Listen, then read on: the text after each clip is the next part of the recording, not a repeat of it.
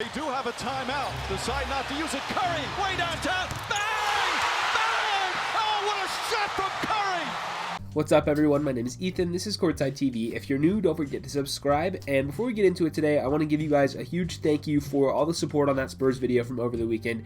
It's always tough for me to know when a video is going to do well and when it's not, because I pretty much do a similar thing every time. But for whatever reason, the algorithm picked that one up and ran with it, and we've gotten a lot of new people in here over the past couple of days. So thank you guys for all the support on that Spurs video. Look out for some more content to come in the future. More similar like that type of thing where you just talk about a specific team, what's going on around the league, all sorts of NBA content. We upload 5 times a week. So thank you guys again for all the support, and yeah, let's get into it on Blake Griffin. So we got a report this morning that Blake Griffin and the Pistons have agreed to have him sit out of games, at least for the time being, while they kind of figure out what his future is going to be like for the franchise.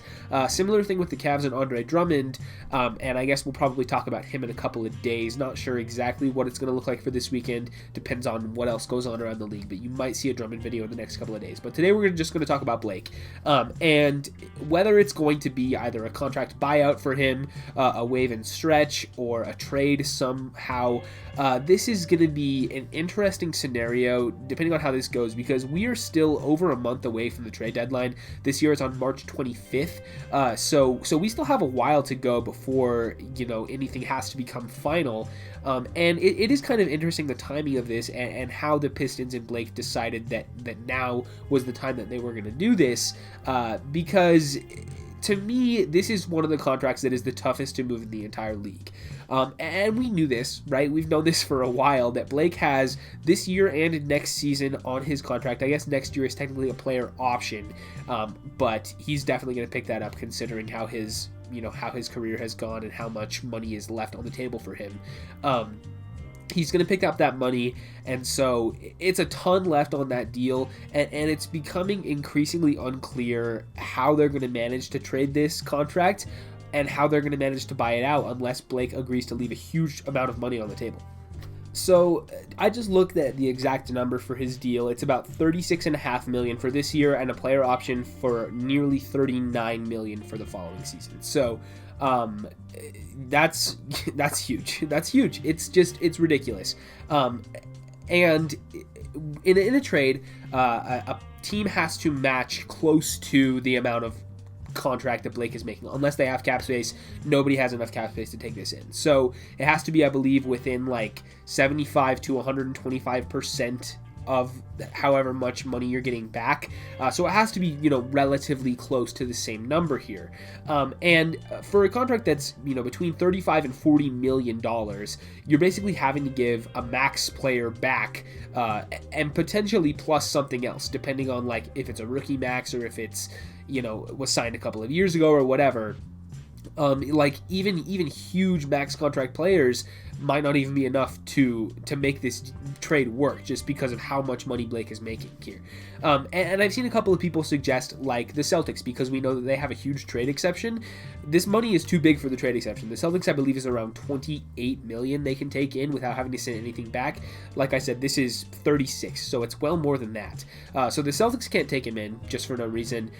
You have to think about like some other teams that might be willing to, give up whoever is on a max contract with them, right? I've seen a lot of people float Kevin Love with the Cavaliers, because he's making a lot of money. The team doesn't really need him anymore either, but the problem is it doesn't really do anything for either team. Like, both of those guys are in a similar situation where they're late in their careers on contracts that are way too much for them, been injury prone the last couple. Neither of those teams are really going anywhere in the near future, so swapping Blake Griffin for Kevin Love doesn't really make any sense.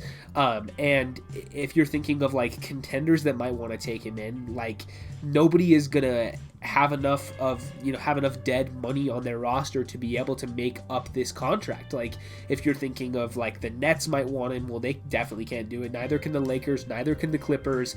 Like, none of these really good teams have any sort of means to make a trade for Blake Griffin at this current salary. It just basically feels impossible, unless they're trading him to a really bad team for another contract. But like I said, I wouldn't imagine that any of those teams would be interested, just because it doesn't really move the needle for either side on this deal.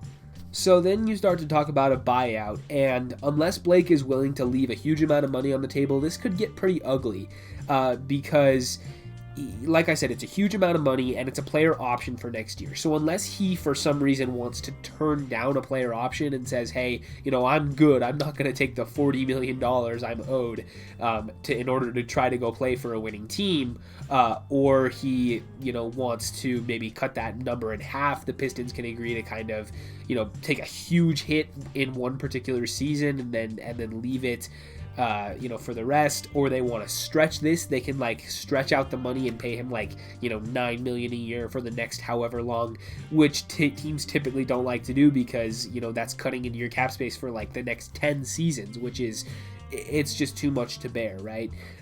So it's tough to see him being waived and stretched either. The only thing I can think of is if he and the Pistons agree to do a buyout and they just still pay him, maybe he takes a little bit of a cut, but they still pay him pretty close to his full salary for this and next year, which is kind of silly because you're basically paying him to not be on the team, and they don't want him on the team, right?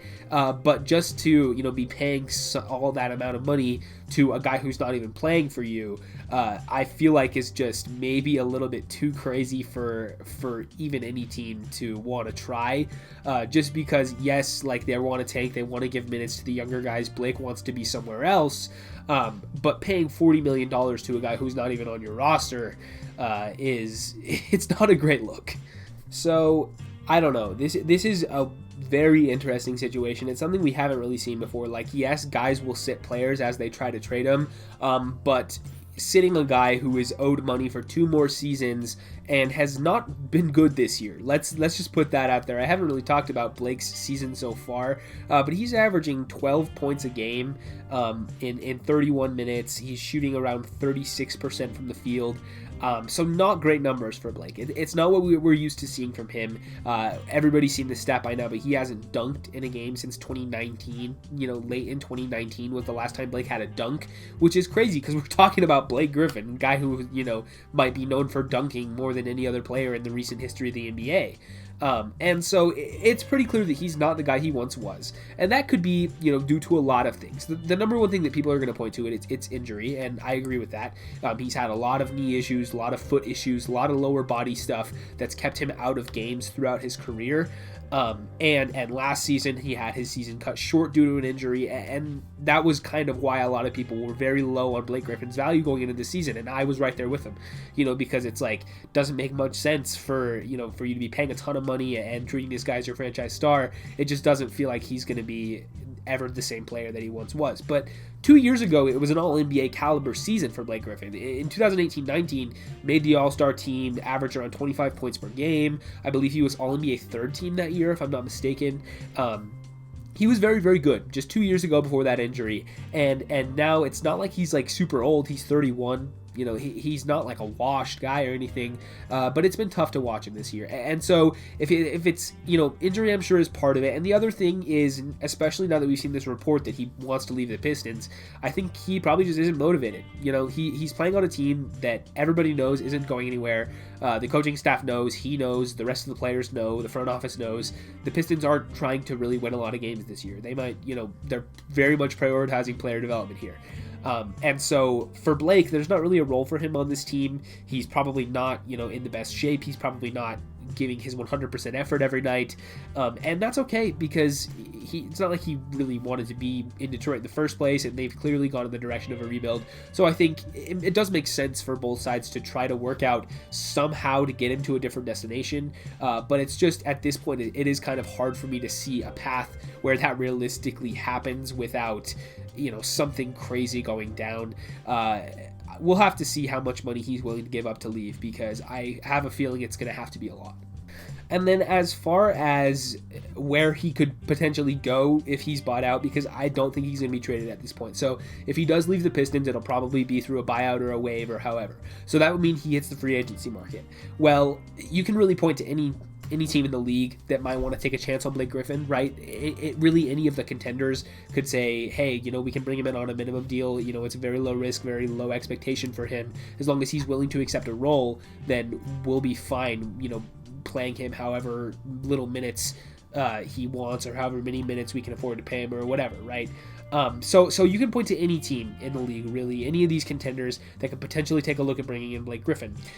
If we're thinking that he might want to make a little bit more than the minimum, right? Like there might be a big bidding war for him if he enters free agency, because this is a former All-Star, and you could talk yourself into, hey, you know, Blake wasn't being used to his strengths with Detroit and blah, blah, blah, all that stuff, right? So you can talk yourself into bringing in Blake Griffin for a little bit more than the minimum. Well, none of these contenders are going to have cap space, but there are certain teams that can use like either a disabled player exception or a like a trade, not a trade exception, but like the mid-level exception is the word I'm looking for, like if they still have that left over. Particularly the Brooklyn Nets do still have that disabled player exception for Spencer Dinwiddie. I believe it's around $5.7 million or maybe $4.7 million. It's around $5 to $6 million that they can offer him to bring him in. And they also have the mid-level, so they can technically use that on two different guys. The Golden State Warriors have a disabled player exception from Klay Thompson worth around $8 million, I believe, that they can use to potentially offer him a contract there. Not sure how much sense that makes for them.